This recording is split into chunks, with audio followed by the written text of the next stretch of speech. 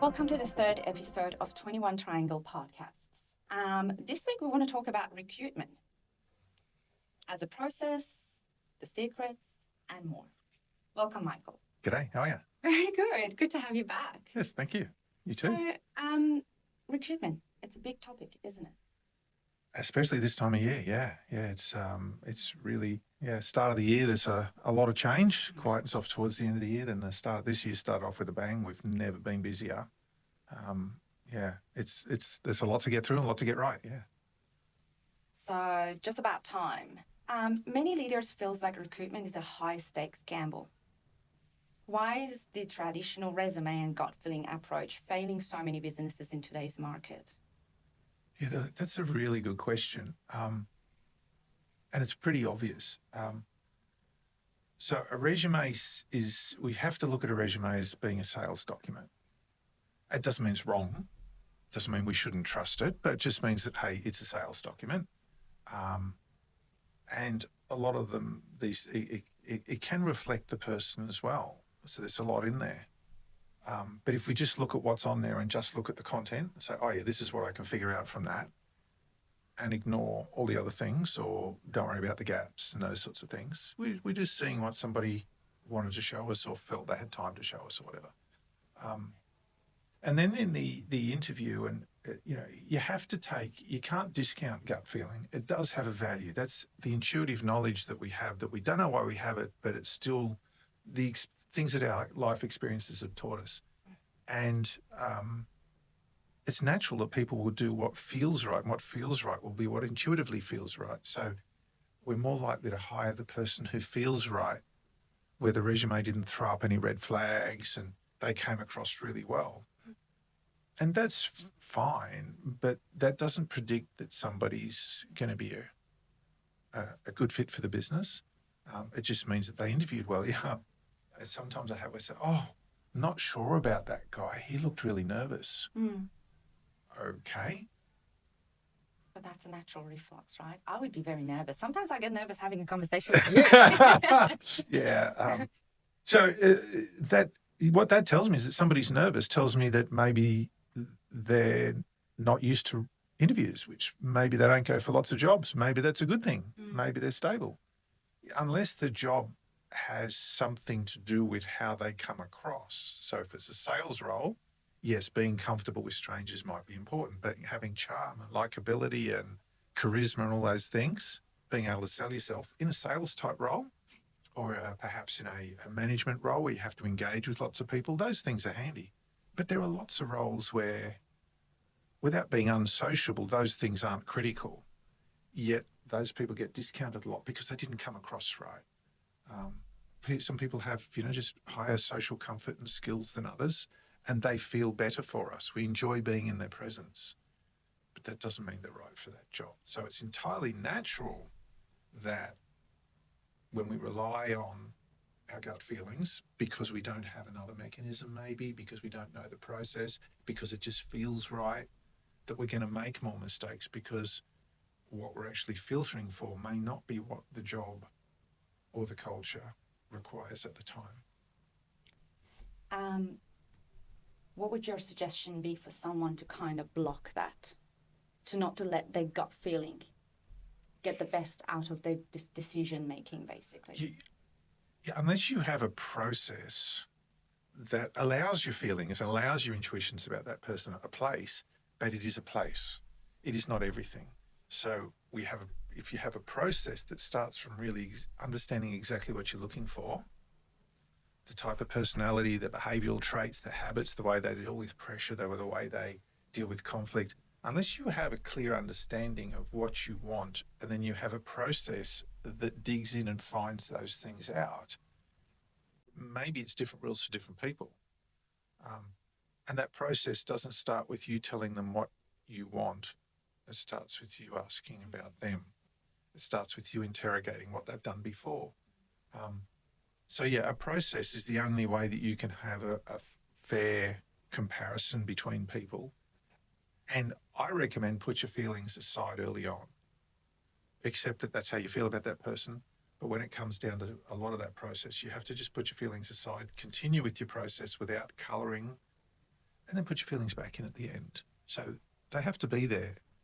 But if they dominate, as they will want to do, maybe your process is clouded, it's biased, it's rushed. That's been a really critical thing for us, is that everybody who comes through goes through the process. Even when, one of our clients say, look, I really want to employ this person, but I want them to go through your process. Is that part of the frameworks that 21 Triangles basically introduces to the businesses? Because what you're explaining makes total sense to me, right? Yeah. Recruitment, it's a process. Yeah. Right? It's not an event. Yeah. Right? Yeah. So I would like to really understand, how does 21 Triangle frameworks helps businesses not to just fill a seat? Yeah. Well, I'd say it starts with knowing what you want, not just terms of skills. So if you go out there and say, oh, I want somebody to lay bricks, and you say, have they got a qualification and experience as a bricklayer? Okay, they got the job. That's the start. If they need that and you can't teach them that, then I can't say, don't have that as a critical part of your criteria. But what you've done is effectively put a bum on a seat. You've filled a role with somebody who can theoretically do that job today. Whether they do it your way to your standards is another question. Yeah. But you've filled that vacancy today. What does that say about the future? How is it going to be? How are they going to get on with the rest of their team? Do they really want to be there? Is it the sort of work they want to do? Are they going to have behavioural issues if things go against them, if there's a bit of the weather's against them, or they don't have the tools they need, or something's not to their liking, or there's somebody who asks them a question that they feel threatened by? How do we, we just brought ourselves into a problem? So we filled that problem at that time, but we created a bigger problem later on, and you just have to go through the whole process again. So our process is to be very slow and deliberate. There's lots of people apply who theoretically have the qualifications. And there's a lot who on paper, according to history, should be able to do the job. But does that mean that this job with that employer, that culture, that team, that management, those pressures, that way of cooperating or working or collaborating or complying, whatever is important in that business, is the way that they go about their work and the things they want from their work aligned to that? So sometimes we can fill roles like within days, no problem. But other times where we've got the luxury and where we're not convinced, we will take some time. We will take time to make sure that it's a permanent solution, or as permanent as it can be. For us, it's all about getting the odds on your side. No one can ever guarantee that someone's going to be right for a role. And they have things happen in their private lives as well. And things can change any minute, Yeah, right? yeah. But if you get the odds on your side, if you have a process, if you're clear about what you want, you're clear about the skills and the behaviours and what their fit is going to look like 12 months from now, 2 years from now, we're starting to get the odds on the side, and then we start to have more stability, more cooperation, more collaboration, lower turnover, and then you have to find less bums to put on seats because people are happy and comfortable there, and they're not moving on. So that's the important part of the process, is will you fill the vacancy here and now quicker? Perhaps not. Will you have somebody still in that position in 3, 6, 12 months? Much more likely if you have a good process. So process to successful recruitment. But for some, beyond the standard interviews, right? Majority of team leaders and the managers are concerned. What is the most common mistake or process that they might miss when they're hiring someone for a position? Well, I think the things we just spoken of about not really knowing what it is you're looking for, or thinking too short term, I think that's a common mistake. I think relying on intuition and not having a process. So more on the candidate side, if you're trying to find their best potential during that process of recruitment and the interview, what do you think that might be the most common step that is missed by the recruiter? can you explain that in a different way? Sure. So, like, for example, for leaders and managers, right? We sit in an interview, we talked about gut feelings, we talked about the process, we kind of covered all of that, which is great. And that's where the 21 triangle framework can really help create a more seamless process during the hiring. Yeah.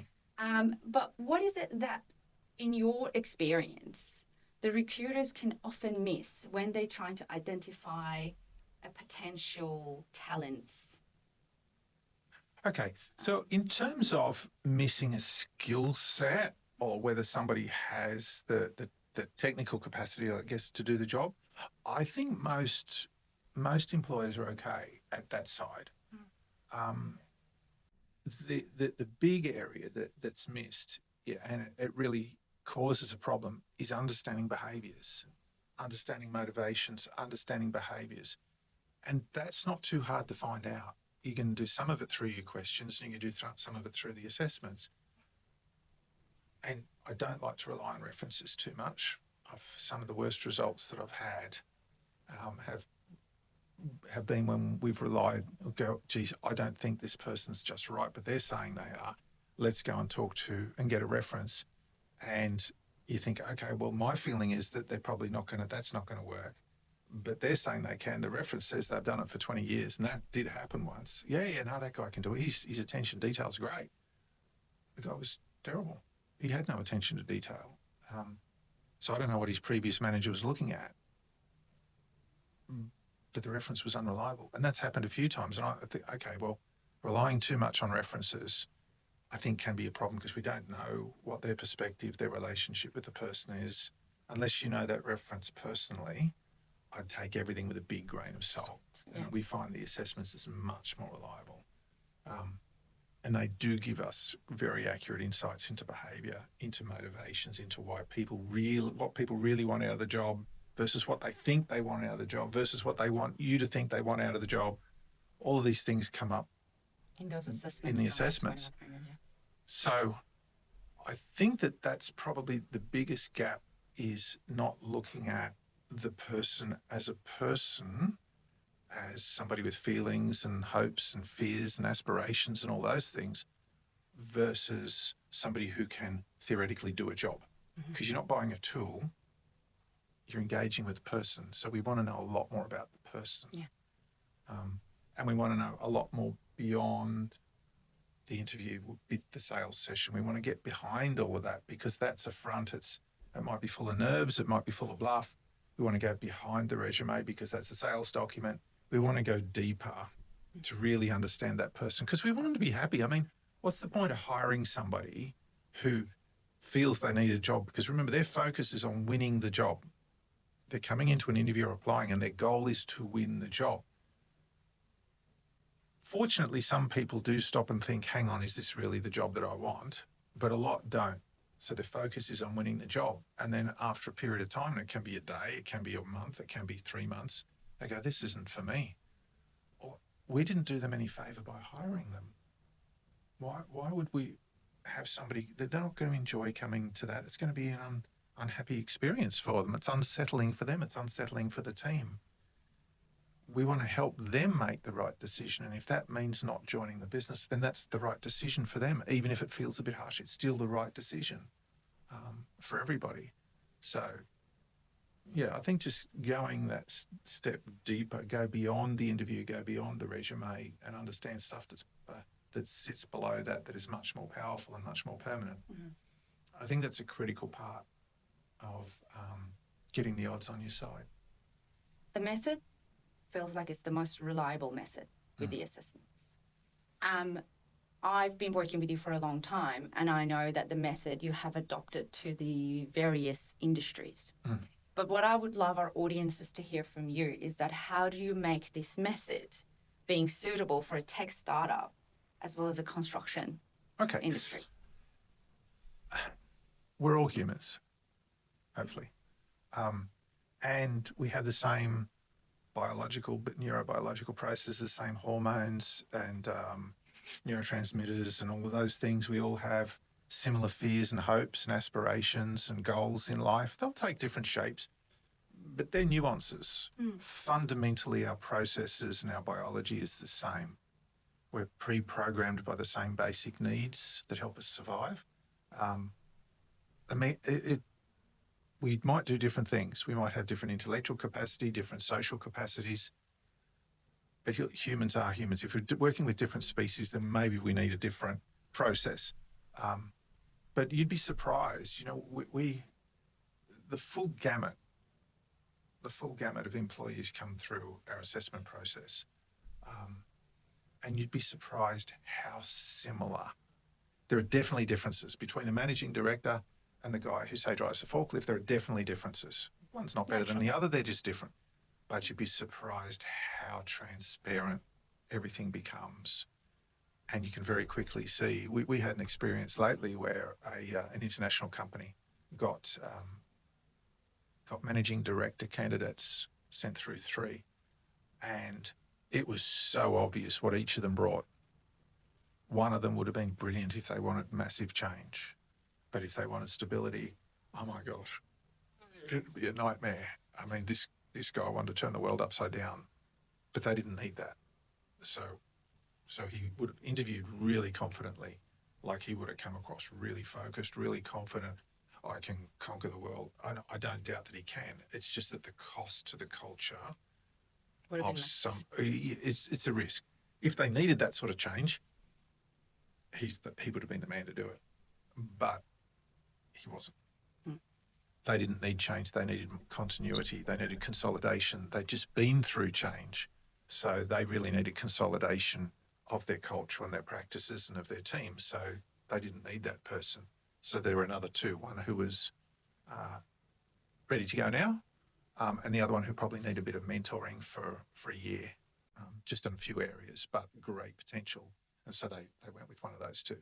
And so that's and the other end, we're involved in people who are hired in dangerous goods industry. And their profiles are really important because we don't want risk takers. We don't want people who think that they see a better way. We want people who say, that's the process. That's what compliance looks like. That's what safe thinking and acting and working looks like. That's what I do. Because they're not there to be problem solvers. If there's a problem, they then have to escalate that, because in dangerous goods, you can't have everybody out there doing their own thing. Follow the process. If the process doesn't look like it works, if compliance isn't doing it for you, you stop, you ask a question, you get clarification before you move on. And so, we've got, it's very clear the sorts of people who are really likely, the profile that we've built up over time of people in that industry who are really likely to work out. It's so obvious. But in the same business, if they're going to be in a sales role, we want more risk taking because they're in a sales role. We want them to feel like, I'll give it a go. I'll improvise. I'll find a way of doing it. And I think we actually, yesterday, did an analysis on a guy who had applied for a sales manager role. And we could very quickly see that he would be terrific at conquest business, very good at knocking on doors and of pushing the sale through and negotiating hard and getting the deal over the line. Probably not very suited to relationship management, because for him it was quite competitive. It wasn't very collaborative. So if you want one-off hits, he's probably your man. If you want to develop and nurture relationships based on his current behaviours and motivations, that's not what he does. He's into winning, not nurturing. So again, it depends on what that business needs. If they want a lot of growth, he's your man. If you just want to service the clients you've got, he might rub a few the wrong way. We often have job advertised for various clients of yours or different industry on 21 Triangle websites. Now, I've got a question. If you are dealing with a client and a candidate walks through the door, they're not suitable for that particular client, but you do have another jobs advertising for a different client that they would be 100% suitable for, or just like nothing is 100%, but most likely will be suitable for the other position. Has it ever happened for you to just recommend a candidate that came through the door for a particular client to another client of yours? I guess I'd have to be really careful ethically about that, because the way we work is very very client focused, and I don't have that hat on while I'm working there. So I'd say that probably hasn't happened just because our approach isn't to just do mass, it's to be very tailored. However, it has happened, and did happen only last week, where someone applied for a role which they're not suited for. But there is another role in that business that they are suited for. So we slotted them into that pretty much straight away. I mean, that ad didn't even make it up, because I'd just spoken to the general manager that morning and he said, "Oh, I really want this role." I said, "Well, I think we've got someone for that role." And so I just picked it up, went to the interview, did the assessments, and I think later that day he had that. So we didn't even put an ad up or anything, because the guy was already in the system, and I'd noticed he wasn't suitable for that. I thought, oh, what a pity, because he could be really good at that sort of role. Anyway, There you comes go. up, yeah. So I guess because client loyalty is absolutely critical, and we work with people in silos, while some might see that as a weakness, I know recruitment agencies would, they need to be able to do that. It's just not something that we've done. And I think also our clients are all quite different. We don't tend to have lots of crossover because we work with clients in a bunch of different industries Wide spectrum, and locations. Yeah. Yeah. But no, I think the biggest concern I'd have is I'd need to know that other job is locked away completely and the client is happy before I even spoke to somebody who had been unsuccessful for that. Yeah. I love that. And what I was quite fascinated hearing is that by engaging 21 Triangles, there is a multifaceted benefit for all of your clients, because think about it this way: not only you had created a scenario that the recruiter and the talent are both not going to benefit from, because that talent was more suitable for a different role. Yes. Your client managed to fill in the role with someone that would be 100% suitable. And then the talent didn't leave the job, didn't leave the interview with not having a job, Yes. So Yeah, there's yeah. a whole lot of, by engaging 21 Triangles, there's a lot of benefits for both parties. I think it's also helpful that we have long-term relationships with our clients. So we're not just doing the bum on a seat stuff. We understand the culture and we're involved in conversations that might have, long-term strategic implications. So we're often thinking ahead, or we know what's coming up in a few months or what might be coming up down the track. And that works both ways, in that there's somebody who's applying for something, you think, oh, they're not ready for that now, or that's not there now, but you might go, but hang on, maybe I'll leave the door open to talk to them a bit later. Or you might go back and talk to the client and say, hey, I've got this person, you've been talking about that. So like there's one client who are saying, yeah, when we feel we've got exactly the right team, there's a small contract there we can pick up on. It's not massive, but it's a nice little contract. But we need to make sure that we've got exactly the right person settled in. So we've got back to them quicker and said, I think we've got the right person, because they were thinking of doing, I think in May or June or something, but we've already come back and it's actually, we've got somebody here who applied for a different job. Again, same sort of thing, probably not quite right for that, but could be really good for that. And so they can pick up that contract a bit earlier, but it's only because we knew that was on the horizon that we're able to do that. So I think part of it is in how we work with people too, that we're not just, oh, here's a job, go do the job. It's that we understand and a part of, I guess, the bigger business imperatives and timelines and ideas and all those sorts of things, yeah. Okay, let's talk about employer image. Sure. So how does the way a company presents itself act as a neurobiological filter, attracting the right talent while naturally repelling the wrong fit? Yeah, that's a really good question, because it's, I think it's that thing, the catchphrase, become an employer of choice. And I think there are two sides to it. And I will start with the employee side first. Is that if you've got, if the business, the team is well led, they have standards, it reflects in everything they do. And people want to feel that they are successful, that they are worthy, that they're contributing, they're a part of something that's of a standard, that's something they can be proud of. And if your premises or your vehicles or your equipment, your people present well, present professionally, most people, certainly the higher performers, are attracted by that. Doesn't matter how low unemployment is, the best people want to be with the best employers. It's really simple. And how can you tell the best employers? What are people saying about them? What do they look like? How else are you going to know? So if you've got a good, stable team where people know, oh, it's hard to get in there and nobody leaves, scarcity demand, people want it more. So you've got more to choose from.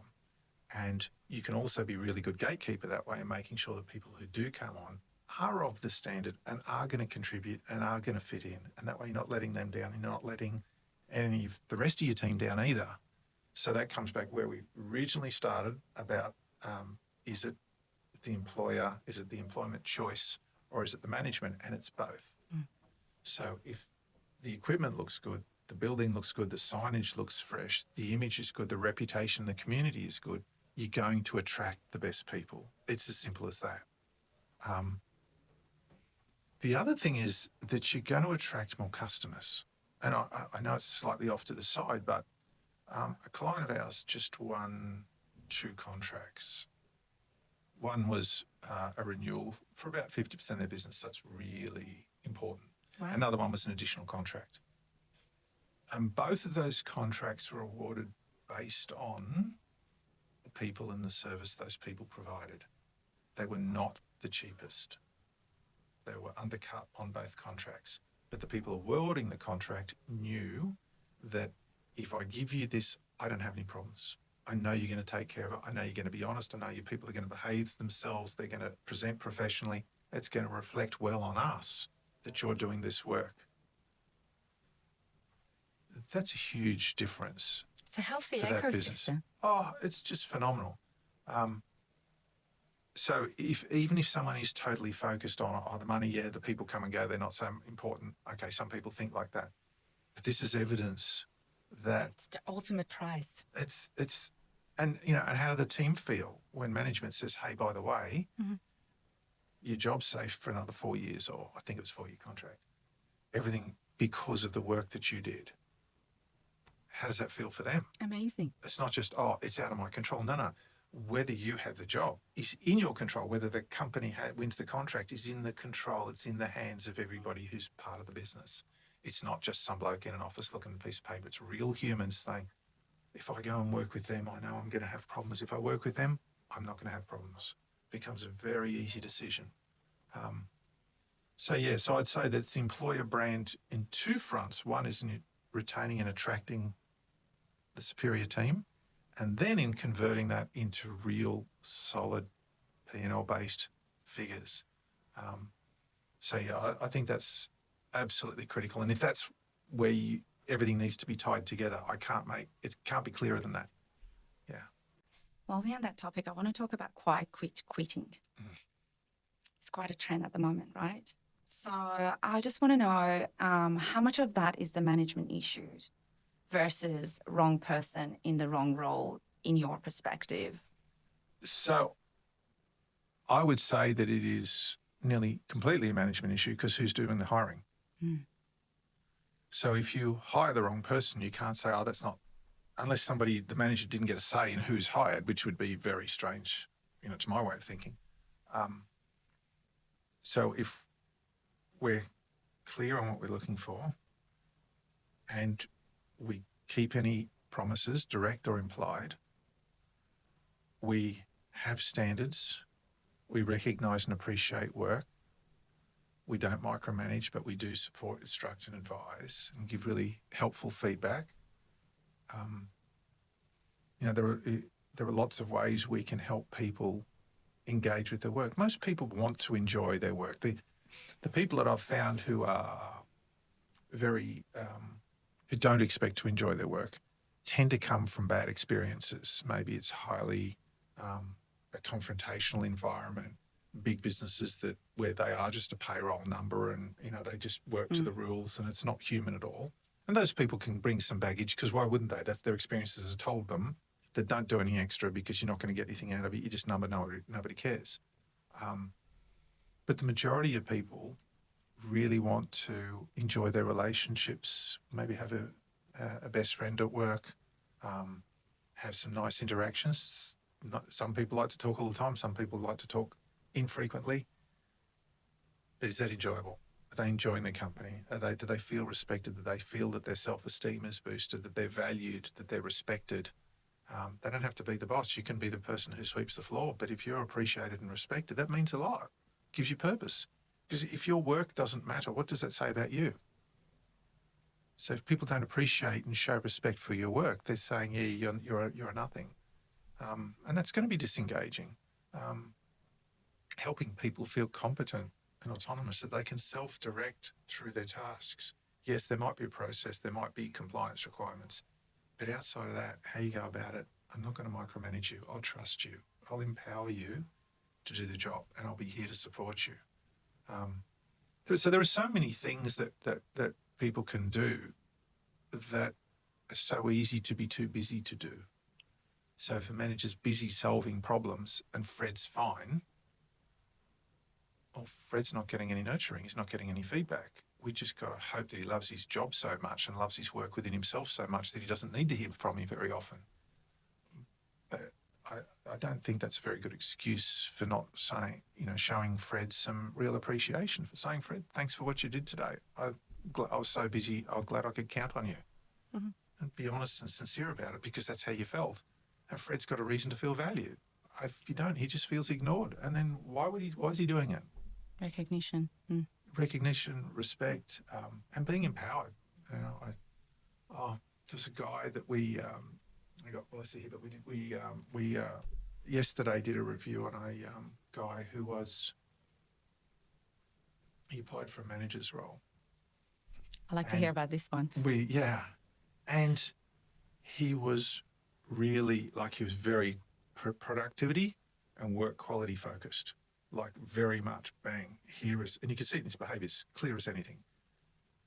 Not much in the ideas and inspiration, so kind of a bit of a dry manager, not someone who's going to inspire and engage very much. But he was so on that side that there's a lot there about control. And that worries me a bit, because there wasn't much time for relationships and much priority given to building relationships. It's about, here's my instructions, here's my standards. That's what I'm working to, which feels really productive. But if you're working on your own, it's probably pretty handy. But when you're supervising a team, you're not doing all the work. So you have to trust. Anyway, so we had a look at his management style, and we compare how hands-off somebody is versus how interventionist they're likely to be. He was 100% interventionist. 100%. Whenever something comes up, bang, he's in there. So he's a micromanager. Correct. So he's a controlling micromanager, and all the good people are going to hate him. They're going to disengage.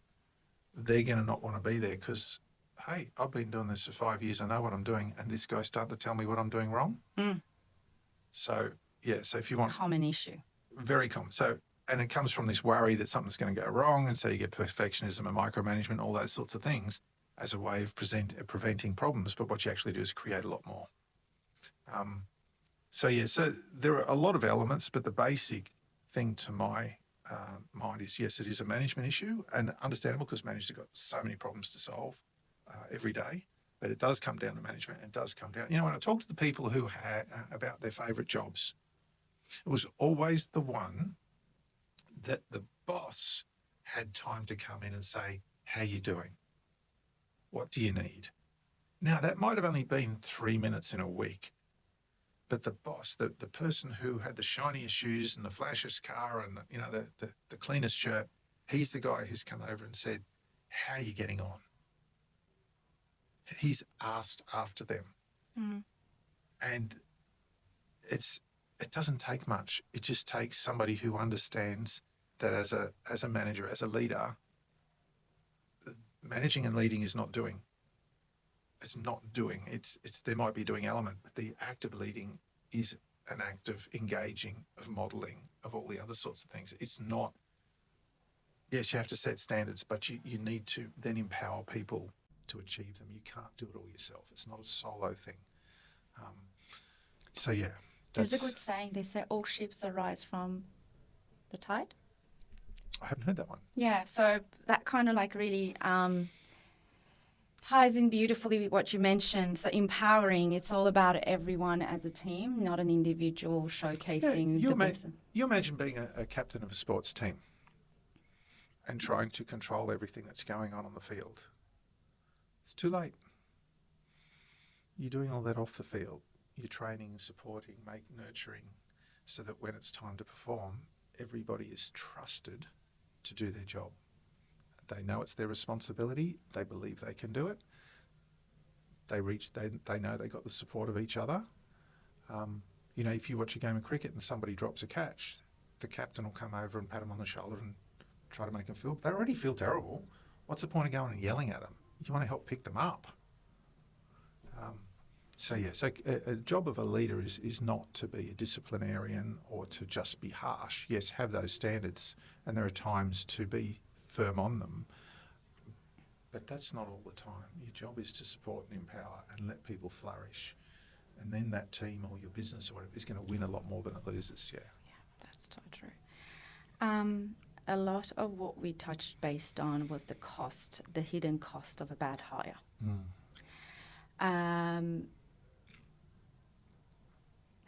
And we talked about how that can affect, the moral and the culture of the team and everything that comes with it, right?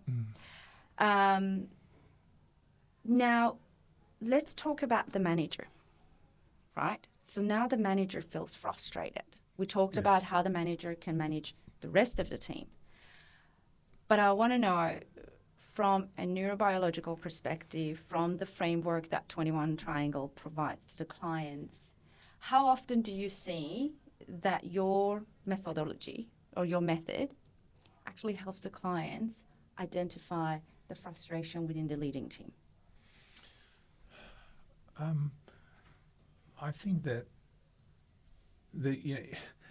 it's very strange, because when you look at things, I was taught to look at things from a business case point of view, so the numbers have to add up. But actually, being able to sleep at night in peace of mind and everything for managers and for team members is actually a bigger pain point. More people, I guess, initially engage us, not because it made sense financially, even though it does. That's not the big thing. There are lots of decisions that people could make that would be good financially that seem fairly simple. The biggest thing is just people feeling frustrated, people feeling stressed, managers not knowing how to deal with things, and a lot of that's around difficult conversations with employees. A lot of it's around lacking confidence. Maybe they feel that they're a bit intimidated by somebody who's a bit aggressive towards them. Maybe they feel that they don't want to lose somebody because they won't have somebody in that job, so they have to back off, which again comes back to recruitment and retention. So I think that's probably the biggest. The biggest thing is how it makes people feel. I mean, the financial cost is huge too, and it can be hundreds of dollars for a short-term role, or millions of dollars if it's a senior appointment that might go horribly wrong. But I think it's more how people, and that matters. I think it's more how people feel about it.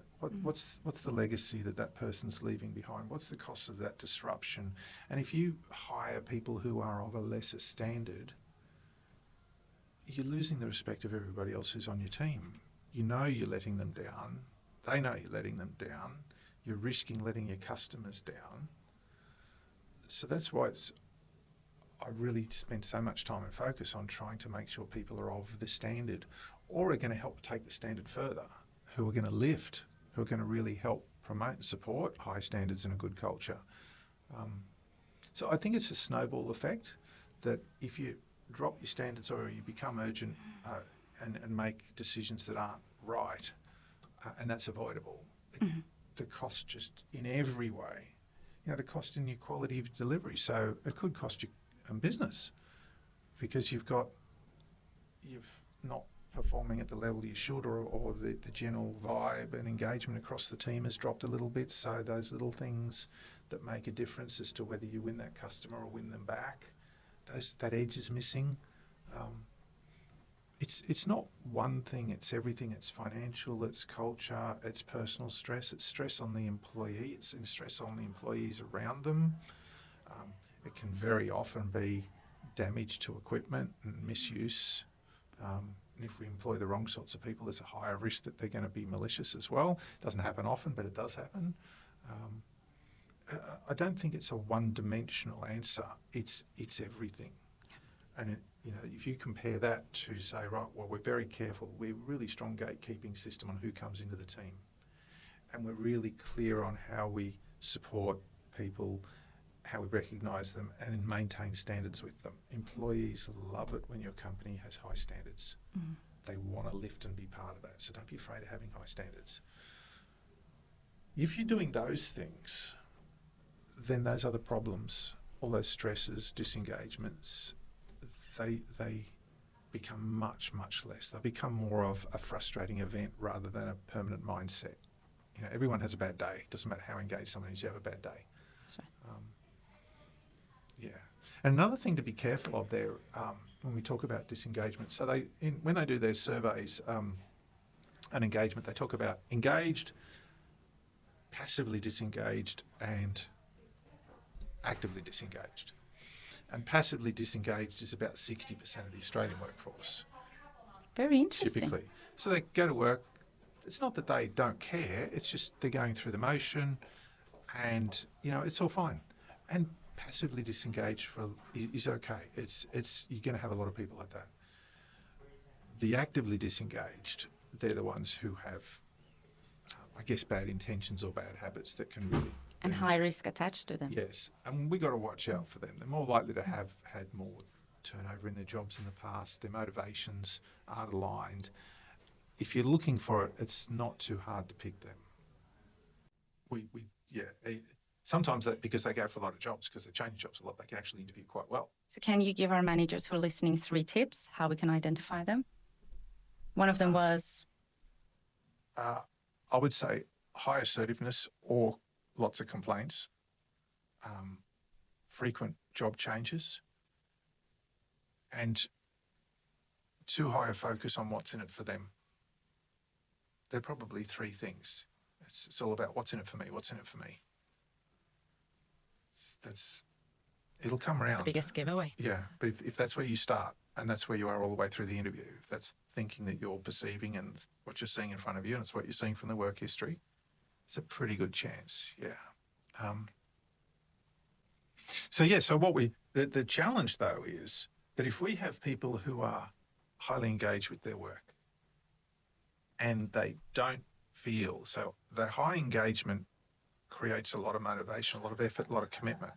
So they're making an investment of their time, effort, energy, care that needs to be rewarded through fulfillment, not necessarily money or anything like that, but through fulfillment. And if they find that ultimately, despite their big efforts, they are unfulfilled, they don't get the respect, the appreciation, whatever they felt they were going to be getting back or they expected. And sometimes expectations are unrealistic, but most of the time it's about, hey, do I have a career opportunity? Do I feel like I'm valued?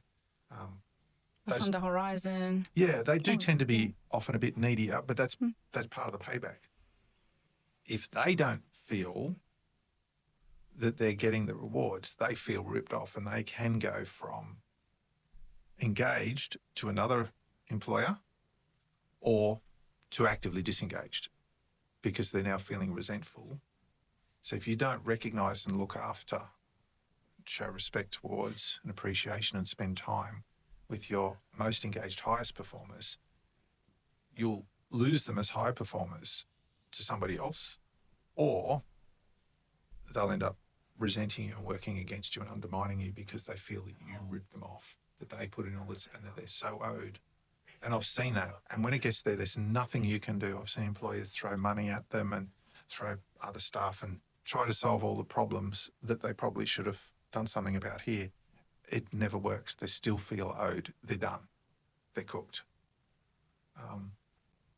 That would be, I'm not sure how that answered a particular question, but it's certainly something I do see. No, yeah. Definitely you hit the nail in the head. And thank you very much for your time today.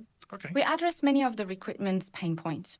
And I do understand that 21 Triangle has a proven framework that can help a lot of different industries, different managers, different leaders, different job descriptions to be filled happily. What would be the easiest way for people to get in touch with you, Michael?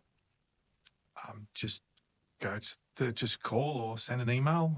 We'll always respond. Yeah, that's the easiest way. If I can't take the call, or there isn't somebody to, just leave a message. Just get in touch. Yeah. Yep, beautiful. We'll make sure I think that we've got an inquiry form on the website, haven't we? I don't do the website stuff, but I think we have one, don't we? Absolutely, we do. So what we're going to do, we're going to put a lot of information down in the caption for our listeners, and then we've got email, inquiry forms, and a contact number that people can get in touch with you. Sure. And I'm sure you get back to them pretty efficiently. Sure. Yeah. Wonderful. Thank you very much, everyone, for listening. Michael, it's always a pleasure to chat with you. Thank you.